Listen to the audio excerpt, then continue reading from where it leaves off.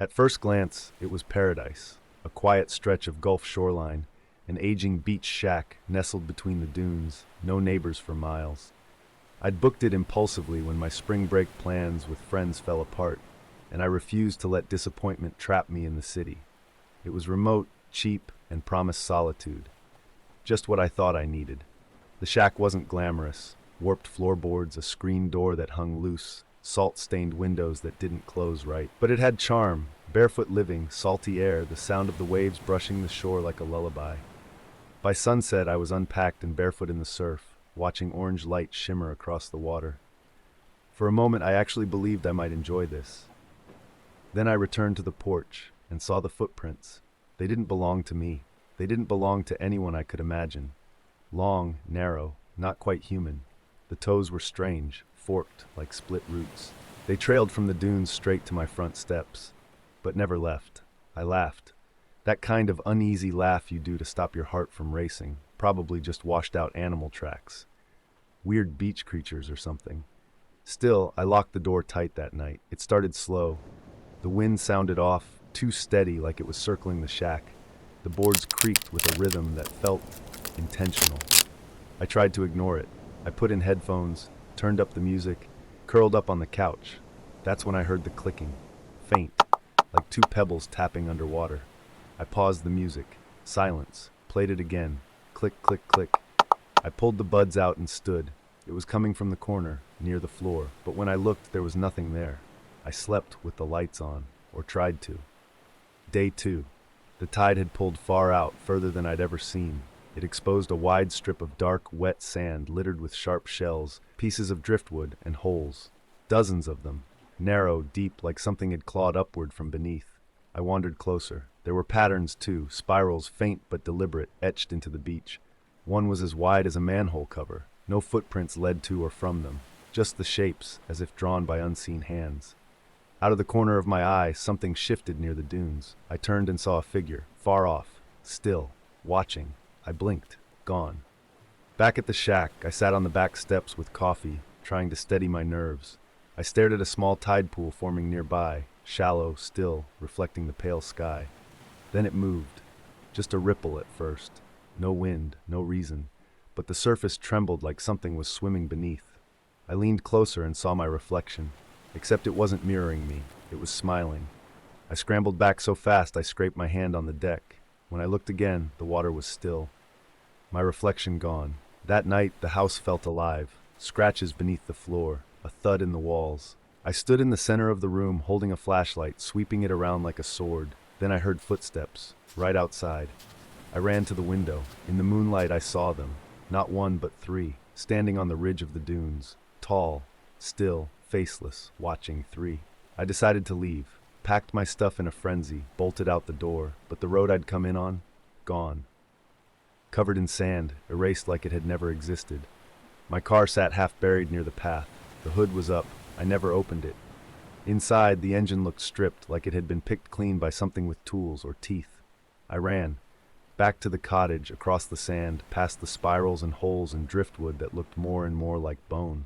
On the steps, I collapsed, out of breath. Looked up. Figures lined the dunes again. Now 6. Then came the sound. From the sea. Low, guttural, like a foghorn made from lungs. It didn't just echo, it pressed against my skin. I doubled over, ears ringing. I crawled to the edge of the water. The tide was back, but wrong. Black like ink. No waves, just slow undulations. Floating in it were figures, dozens, upright, motionless, not drowning, just waiting. They began to hum. It wasn't a song, it was a command. Stay. I screamed and ran, but the sand dragged my feet. It was thicker now, clinging, pulling. Behind me, the shack groaned, then collapsed, like it had been hollow. Paper walls. And something inside slithered out, unseen but heavy, moving just beneath the surface of the earth. The dunes emptied. The watchers vanished. The spirals faded, like nothing had ever been there. Morning. A hiker found me curled near the tide line, half buried, half catatonic. I don't remember what I said. Something about the sea whispering. Something about reflections that didn't reflect. They took me to a hospital 2 towns over, said I was dehydrated. Delusional. No evidence of a house, no booking history, just my bag, my phone, and a set of sand-crusted clothes. But I still have the photos, of the spirals, of the holes, and one shot, blurry, distant, shows a figure standing on the dunes behind me. No face, just watching. I needed a break. After a brutal semester, sleepless nights, caffeine shakes, and a breakup that left me hollow, spring break wasn't just a vacation. It was survival. So when my roommate Sam told me about his cousin's cabin up in Pine Hollow, I didn't hesitate. A week in the woods, off-grid, no classes, no notifications. Perfect. I drove up alone. Sam had to wrap up a final paper and promised to meet me 2 days later. The cabin was already stocked, he said. His cousin had prepped it last weekend. I'd have the place to myself. The gravel road to Pine Hollow narrowed until my tires crunched through old pine needles. The woods thickened. Shadows clung to the trees like spiderwebs. I pulled up around dusk. The cabin looked older than I'd expected. Faded timber walls, a sagging porch, and shuttered windows. A single flickering porch bulb cast more shadow than light. But the key was under the mat, just like Sam said. Inside smelled like cedar and dust. The furniture was rustic, overstuffed armchairs, a heavy wood table, an old fireplace choked with ash. It was cold. I turned on the space heater in the corner and lit a few candles I found in a drawer. Then I settled in. The silence hit me first. I didn't realize how loud the city was until the quiet wrapped around me like a blanket. No cars, no sirens, just wind whispering through trees and the occasional creak of the old cabin settling. That first night, I fell asleep reading by candlelight. I woke up to the sound of footsteps, soft, slow, deliberate. I froze in the dark, heart hammering. Maybe it was an animal on the porch, raccoon, deer. Then I remembered. I locked the door. I grabbed the flashlight and crept to the front window. I peeked out. Nothing. I waited, breath held. Silence. Maybe I'd imagined it. The woods play tricks on your ears. I'd read that somewhere. Still, I barely slept. Day 2. I found a trail behind the cabin and went hiking. The woods were dense, but peaceful. It was nice to hear birds again. For a while, I forgot the footsteps. That evening, I tried making a fire in the fireplace. I found some dry logs in a bin out back. As I was hauling the wood inside, I noticed something odd. There were boot prints in the dirt beside the cabin, large ones, not mine. I tried to rationalize. Maybe Sam's cousin, maybe a hunter, but the tracks were fresh, and they circled the cabin. I didn't sleep that night either. It escalated on the 3rd day. I was brushing my teeth when I heard a thud from the attic. I froze, foam still in my mouth. It was unmistakable. A single heavy footstep above my head. I didn't even know the cabin had an attic. There was no visible door, no ladder. I searched the ceiling and found a square panel, barely noticeable. No pull string, just a faint outline. I stood beneath it, toothbrush still in hand, heart racing. Then, I swear to God, I heard breathing up there. I backed away, shut myself in the bedroom, and locked the door. I told myself I was overreacting. That old buildings make sounds. That air in the rafters can sound like breath. I left all the lights on that night, and that's when I started seeing the shadow. It wasn't shaped like anything. It just was. It lingered near the hallway, tall and crooked. I'd blink, and it was gone. But I felt it, watching me. Like the moment before a panic attack, when your body knows something's wrong but your brain can't explain it. Day 4. Sam was supposed to arrive by noon. I paced the cabin like a caged animal. I wanted to leave, but I didn't want to abandon Sam. I had no cell service, no Wi-Fi. Around 11:30, I heard the car. Relief poured through me. I bolted outside, but the car was empty. The engine was still running, driver's door open. No Sam. I called his name. Nothing. Just the wind. I looked inside the car. His backpack was on the seat, his phone on the dash, a half-finished Red Bull in the cup holder. I checked the woods, walked 50 yards in every direction, shouting. Nothing. I should have driven down the mountain, should have gone to town, but I didn't. I was scared to leave the cabin unattended. I had this creeping sense that if I turned my back on it, something would happen. That night, I heard Sam's voice. He was calling from the woods. "Hey, I'm over here." I raced to the door, but stopped short. It wasn't right. The voice was off, like someone trying to sound like Sam, mimicking him. It echoed wrong, hollow. "Come on, man, I need help." But it came from all directions. I backed away, locked the door, and huddled in the corner with the fireplace poker. The voice kept calling, softer now, closer. Then silence. At 2:13 a.m., the attic door creaked open. I heard it, clear as a bell. then the slow, dragging sound of something climbing down. Not footsteps, not human, something wet. I didn't move, barely breathed, eyes locked on the hallway. A shape moved past the doorframe, not walking, gliding. It was tall, thin, bones visible beneath stretched skin. No eyes, just two black holes where a face should be. It stopped, turned its head toward my room. I snapped. I sprinted through the kitchen, out the back door, into the woods, barefoot and panicked. I ran until my lungs gave out. At sunrise, I stumbled into a ranger station a few miles down the trail. I must have followed the emergency markers by instinct. They took one look at me and called an ambulance. The rangers listened to my story, said there hadn't been anyone staying at the Pine Hollow cabin in over a year. That Sam's cousin had died last spring. Carbon monoxide leak. Sam must have gotten the dates wrong. Then they showed me a news clipping. The article showed a photo of the cabin. I recognized it instantly. It burned down last month, completely destroyed. There was no cabin anymore. They found Sam's car abandoned on the mountain road. No trace of him, no sign I'd ever been inside the building, just my footprints, circling an empty clearing where the cabin used to be. And one more thing, a single blackened trapdoor partially buried in the ashes. It had been forced open from the inside.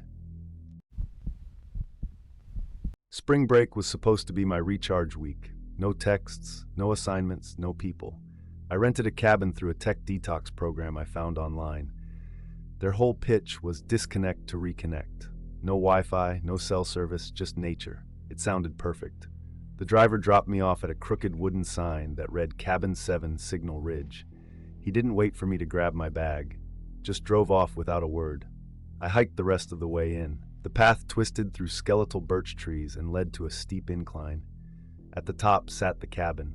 It looked off, like it had been copied from a photo of a normal cabin, but something in the printing went wrong. The porch leaned slightly. The windows reflected nothing, literally nothing, just black, no sky, no trees, like glass staring back. Still, I chalked it up to old construction and sleep deprivation. Inside, the layout was standard, one room with a bed, stove, fireplace, and a dusty recliner. A metal ladder led to a trapdoor in the ceiling. There was no bathroom, just an outhouse 20 feet away. The walls were covered in faded diagrams and symbols, technical stuff, electrical schematics, frequencies. One sheet pinned above the desk read, "The signal isn't from here." I assumed it was part of the program's aesthetic, artsy tech paranoia or whatever. That first night was quiet, peaceful even, until 3:03 a.m. A sharp crack snapped me out of sleep, like ice shattering. I sat up, listened. Another crack, closer. I reached for my phone instinctively, no service. I tossed it aside, grabbed the flashlight by the bed and peeked through the window. The trees had changed. Earlier that day they were spindly birches. Now, pine trees, thick, black bark, silent. I stepped outside. The air smelled metallic, like wet coins. A cold hum buzzed in my ears, low and steady, like a distant dial tone. I swept the flashlight across the woods. Nothing. Just dense trees and shadows that didn't quite sit right. Then I saw the reflection. In the window behind me, a figure stood inside the cabin, perfectly still. I spun around, no one. I entered slowly. The flashlight flickered. The air inside felt thick now, like the oxygen had been filtered through cotton. I told myself it was just my imagination. Lack of sleep. Isolation. Still, I barely slept. The next day I found the radio. It was tucked behind a false wall panel, old and military grade, tubes and dials. A note taped to it said, "Do not tune, do not answer, do not follow." Naturally, I turned it on. It sputtered, crackled, then a soft voice came through. Childlike, genderless. "Hello? Is someone out there?" I didn't respond. My throat tightened. My skin went cold. The voice came again, clearer. "I see you." The signal cut. Then the outhouse door slammed. On its own, I ran outside, flashlight in hand. Nothing. Just wind, right? Back inside, I found something new, a Polaroid on the bed. It showed me, standing at the cabin window, but the angle was from inside. I hadn't taken it. I tried to leave the next morning, hiked back to the road, but it wasn't there. I swear I walked straight for an hour, retracing my steps, but the trees never broke. No trail, no sign, just pines, endless, suffocating pines. Back at the cabin, I heard static again. The radio had turned itself back on. "Come upstairs," the voice said. I had forgotten about the trapdoor. Curiosity is a curse. I climbed the ladder. The attic was pitch black. My flashlight barely cut through it. I stepped in slowly, and the trapdoor slammed shut behind me. In the corner was an old metal cot and dozens of journals. I flipped through one. Entry Tutor 41, the others come through the signal. They mimic, first with voice, then body, then thought. One stayed too long. It replaced me. I hear it breathing through me. Another page was torn out violently. Scratched into the wall were the words, "If you hear your own voice, run." Then I heard it, from below, my own voice, calling up. "Hey, you okay? I think the door got stuck." Identical tone, identical rhythm. I froze, heart slamming in my chest. The voice came again, louder. "Come on, it's okay. I just need your help." Then the sound of me, laughing. I didn't move, didn't breathe. Eventually, the thing below stopped pretending. The voice twisted into a harsh, gurgling whisper. "You already let me in." I waited until dawn before climbing down. The cabin was empty, but everything was wrong. My backpack was open, belongings rearranged. My shoes were facing opposite directions. The Polaroid? Now it showed me sleeping, taken from just inches away. I made one final attempt to leave. I ran until I collapsed, and that's when I found the real cabin 7. Rotted, burned halfway to the ground. Police tape fluttered in the wind. There was a sign nearby, rusted, faded. In memory of the 6 who vanished here, spring break, 1997. My name wasn't listed, but someone had scratched a new one into the metal.